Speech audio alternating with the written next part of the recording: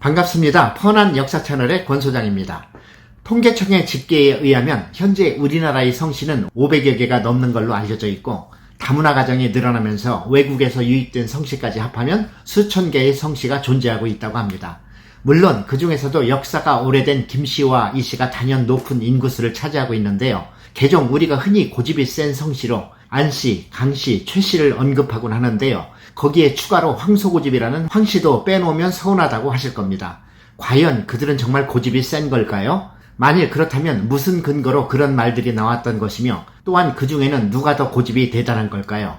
물론 그 성씨를 가진 분들이 다 그렇다는 건 아니지만, 우리가 사회생활을 하며 여러 사람들과 관계를 맺다 보면 묘하게 그런 특성을 느끼는 경우가 많이 있는 건 사실입니다.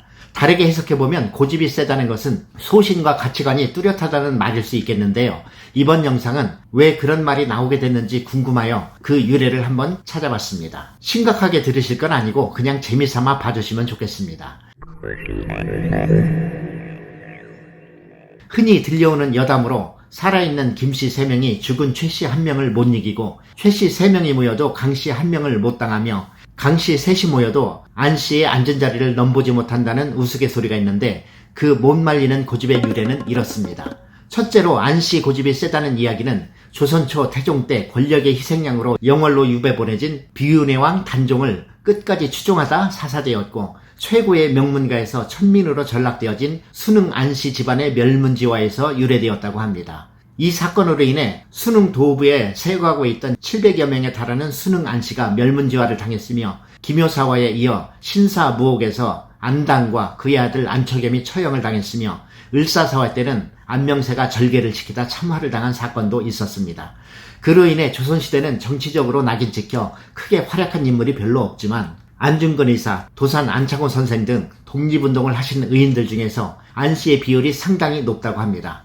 그 정도 성깔이 있으니 목숨 걸고 빼앗긴 나라를 위해서 뭐라도 하시지 않았을까 하는 생각도 드는 대목입니다. 둘째로 강씨가 고집이 세다는 유래는 고려말 충신이었던 강희중에게서 유래되었다고 합니다.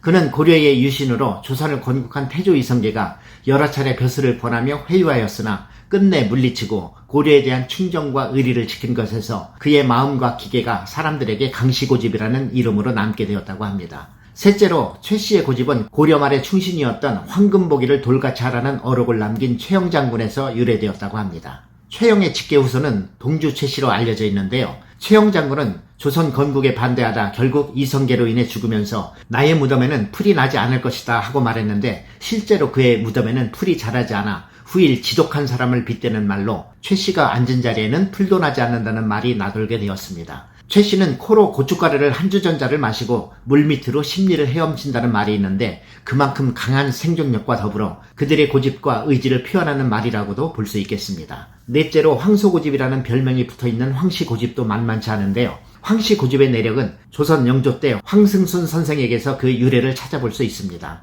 그가 한양에 다니러 갔을 때 공무를 마치고 평양으로 돌아가려는 즈음에 우연히 친구의 부음을 듣게 되었습니다. 그는 다른 목적으로 이곳에 왔는데 지금 의관 그대로 바로 문상을 가는 것은 죽은 벗에 대한 예의가 아니라며, 일주일이나 걸리는 평양으로 가서 의복만 다시 정지한 후 한양으로 다시 돌아와 문상을 갔다고 합니다. 그 기간 동안 장례식은 이미 끝나지 않았을까요? 또 한 일화는 집에서 가장 가까운 좋은 논을 조상의 제사에 쓸 쌀을 생산하는 용도로 그 논에는 절대로 퇴비를 쓰지 않고 쌀뜨물로만 정결하게 농사를 지었는데, 어느 날 하인이 그 논에 소변을 보는 것을 보고 그 논에 물을 빼고 새물을 대기를 3년을 하고서야 새로 농사를 지어 그 쌀로 제사를 모셨다고 합니다. 이해 못할 만큼 고지식하다는 생각도 듭니다만, 이 정도면 황소고집이라고 할 만도 하겠습니다. 두서에 설명드렸듯이 이것이 고집인지 무대뽀인지 받아들이기에 따라 혼란이 있을 수는 있겠지만, 남들이 다 가더라도 바르지 않은 길은 절대로 따르지 않는 그런 옹고집 정신이 대를 이어 계승되어 한 가문의 독특한 자존심으로 형성되어진 것이 아닌가도 생각해 볼 수 있을 것 같습니다.